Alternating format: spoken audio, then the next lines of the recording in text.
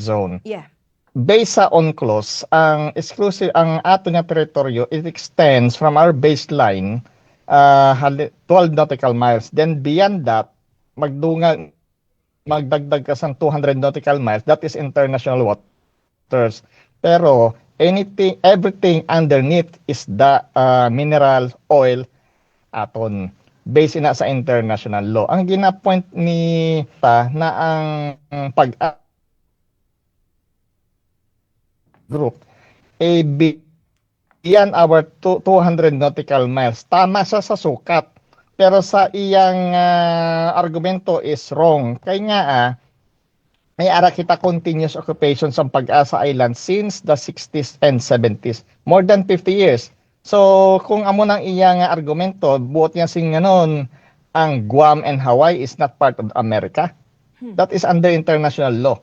So, sa lagi ng iyang ginhambal, remember, sang hindi pa sa senador, nag-ani man siya sang iyang controversy when he point out na ang West Philippine Sea doesn't exist on the map. Wala lang saya siguro kabalo maggamit sang Google Map, kay kung magamit ka sang Google Map, kag ang Google Earth, ara gid ang WPS. Pero most likely, gina-gaslight niya ang aton nga madlang people. Okay.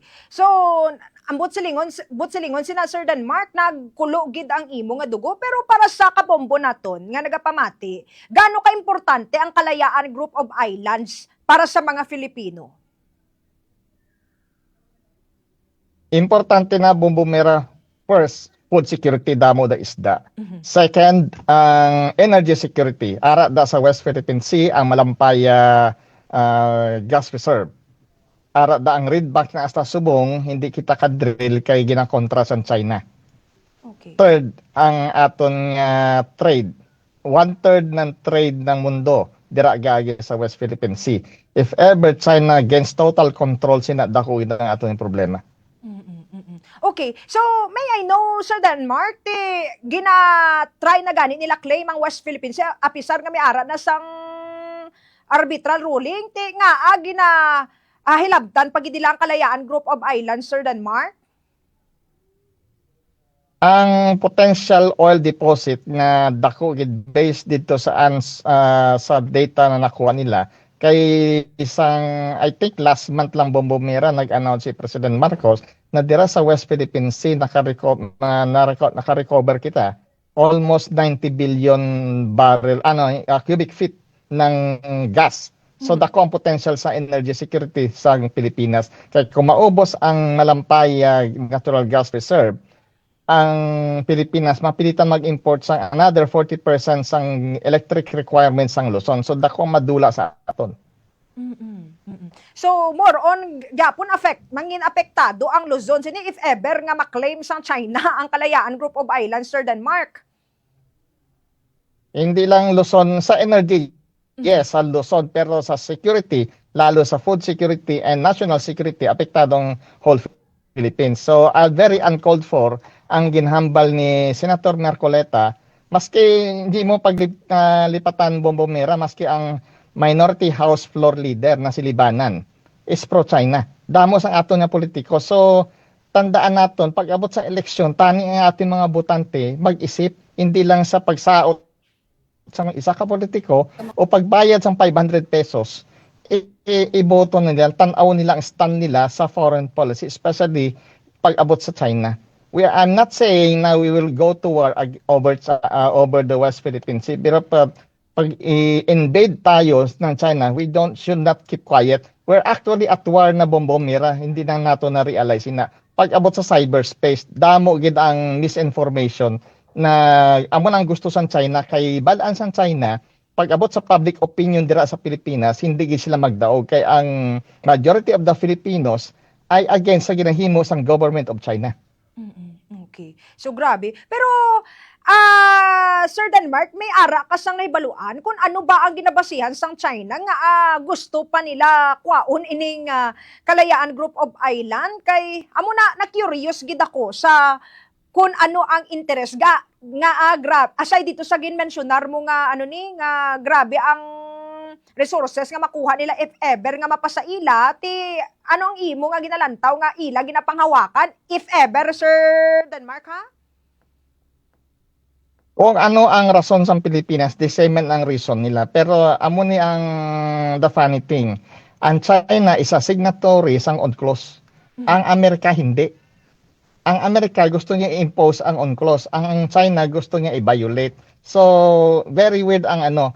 Ikadua, ang ginatawag mong bumerang world domination kay kinahanglan sang China sang resources. Gusto niya i-dominate yun ang trade in competition with the US. Grabe, no?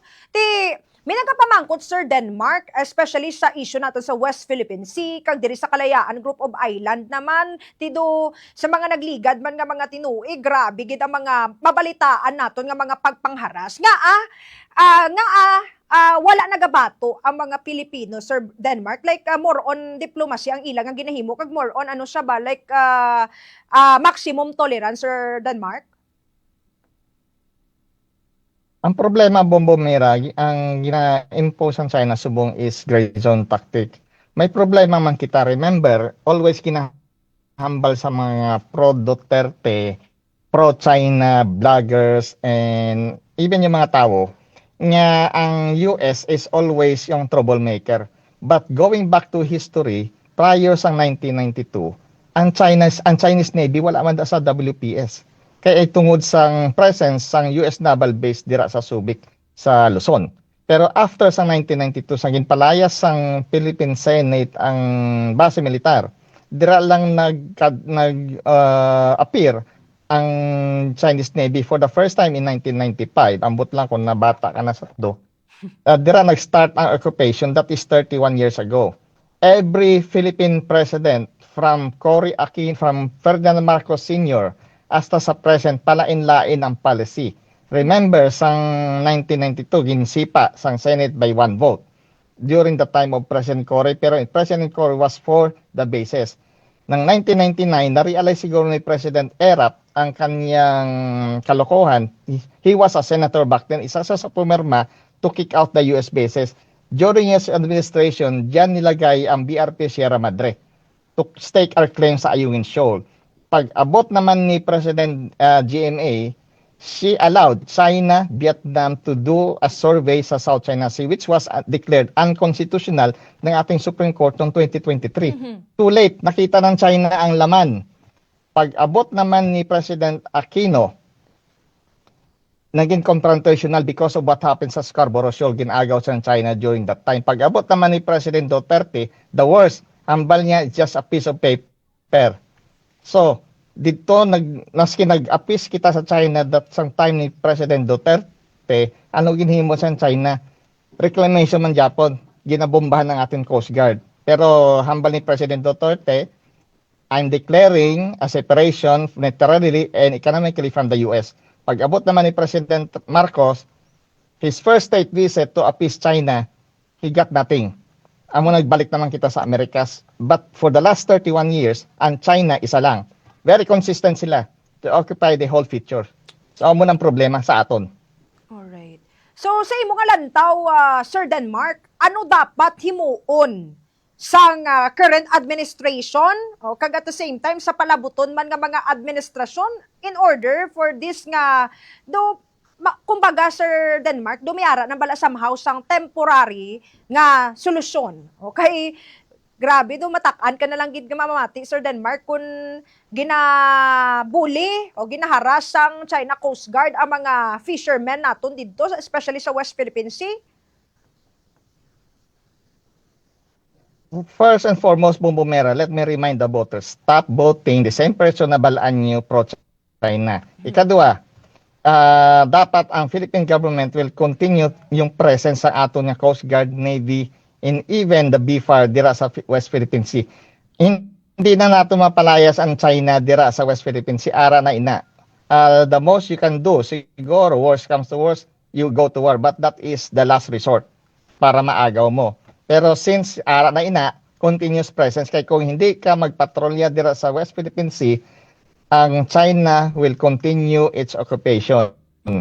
Maagaw pa niya ang ibang pang features na subong still under our control. Sa mga gapalamati, hambal nila, the US, iiwanan ka sa kangkungan kung sa Tagalog pa. Let me remind them na ang Sierra Madre, 27 years na ara man Japon sa Ayungin Shoal. Ang question ko dira, how come na hasta subong ang China hindi nila mahila ina or they can board para patalsikin ang isa ka squad sang Marines dira sa Sierra Madre? Okay. You know why? Because of a piece of paper. The Sierra Madre is protected by the Mutual Defense Treaty. Balaan na sa China, pero wala kita believe. Pero ang China, very clever, balaan na nila in case na they board Sierra Madre, it will trigger the NDT. So, ingat man sila. Pero Sir Denmark, aside sa US, may naibaluan ka pa bala? Lantaw mo, may pwede pa international body nga pwede mag-intervene diri agud nga mauntat na ning mga pagpangharas kag pag-claim sang hindi man ila nga teritoryo? On paper, bumumera ang UN, pero balaan natin sa toothless tiger. So, in reality, wala. So, ang mahimo na lang sa Pilipinas to ally itself with like-minded countries like Australia. In fact, bumumera ang Australia subong ay this year will put up 5 EDCA sites. So, dako ini nga significance. Ang EDCA site is a rotational base. Hindi ini siya permanent. Ito ay forwarding base para sa mga Australian troops kag sa disaster relief. Katulad ini sa mga EDCA sites ng US. Pero ari Sir Denmark, na-imagine ko what if ginabombahan kita ka water cannon sang China, bawal ba magbalos ya Pilipinas, bombahan taman sang water cannon naton? Kung magbalos kita bombomera, it will escalate. Amo na ang problema. Ginabait kita sa China. Hasta kung magbalos kita sang water cannon as proposed by another clever Senator Robin Padilla, ambot lang nga naging senador man ina na pro-China man. Ang China will up the ante. So there's no point. So form of provocation ng galit ning plastada sang pagpamumbat kung magkagat kita lugi, Sir Denmark, tama ba? Exactly, kita ang lugi. So muna ginahulat sa China. So tani wala sa mapatay. Kay in kaso may mapatay, ang US naghambal na it will be considered an attack against a civilian vessel including the Coast Guard. So mas dako ang problema. Balaan na sa China. Pero ari Sir Denmark, so nagligad nga bulan, I think may pila ka mga tripulante dito or fishermen ba to ang ginrescue sang China Coast Guard? Ano ang imo nga reaksyon sa pag-rescue sang China sa mga Pilipino? Credit where credit is due. Pasalamat kita. Pero don't forget the fact na 2 weeks before that, ginbombahan sang Chinese Coast Guard ang aton ng fishermen. So, ang sala sang China goes back 31 years hasta subong. So, appeasement doesn't make any difference to them. Ang ila lang is to gaslight the people sang Pilipinas or Filipinos using our local politician. So, be careful sa susunod nga eleksyon. Pero hindi ko na ginahambal, hindi ka magpadala sa isa kasaot or sa 500 pesos. Pero I'm just curious, Sir Denmark, kay it seems like si Pangulong Ferdinand Bongbong Marcos Jr. doon nag-dialogue man sila sang current president sang China, si President Xi Jinping, hindi gid nila maistoryan or tig-alang gid ang presidente or ano man ang imo nga lantaw diri, Sir Denmark. Kay lain man abi ang plastada sa pungsod nila, lain ang plastada sa pungsod manaton. We have been talking to China in the last 31 years. Anong natabo? Talk lang kita ng talk.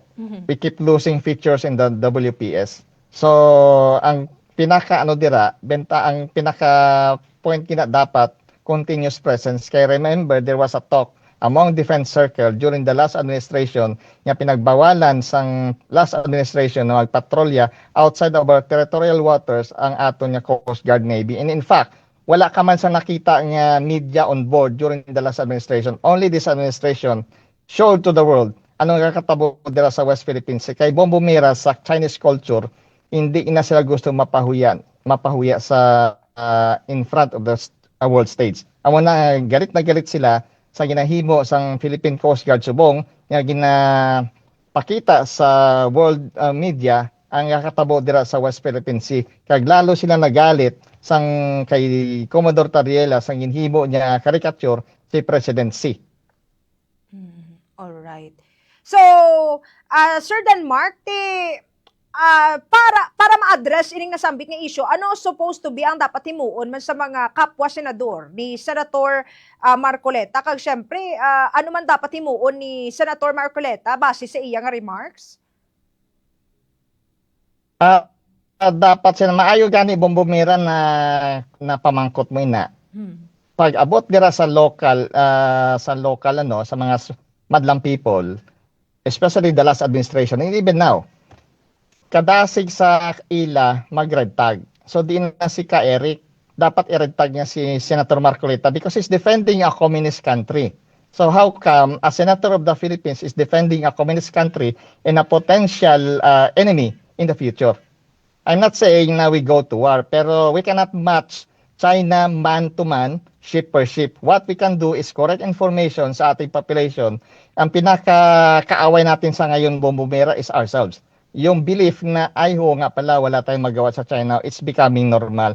It's not normal na pati sa ato niya local government inakikialam ang embassy. Remember, may ara ang ginatawag nga Vienna Convention on Diplomatic Relations, especially dito sa Article 41. Ang nakabutang dito ang protections and diplomat, meaning ang sending country which is China, but they should not meddle in our local politics. All right. So tagaan ta kasang ligwa, Sir Denmark, ano ang imo nga overall statement, concluding statement mo angot diri sa nangin remarks ni Senator Rodante Marcoleta in line sa Kalayaan Group of Island, kag syempre mga reminders mo man sa mga kabombo naton. Go ahead, sir. Ang statement ni Senator Marcoleta at kag iyang bata, yung Congressman Marcoleta, magkahawig sa akala ko sa una kambal na sila. Pero anyway, it borders or actually it qualifies as treason. Treasonous ang ilang remarks. So dapat sila i-censor. Ikadua, regardless of your political stance, sa mga listeners ng Bombo Radio, maging Duterte ka man, maka Marcos ka man, maka Pinklawan ka man, or totally wala kang pakialam. Pero pag abot sa teritoryo, sa discussion sa teritoryo, dapat ipaglaban natin. You should be one.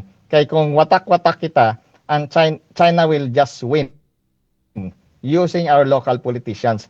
I wonder, Bombomira, kay isang before naghimo sa statement si Marcoleta, may picture siya together with the Chinese ambassador. I'm just wondering, pila ka siyumay ang ginpakaon sa iya to make this statement against his very own government.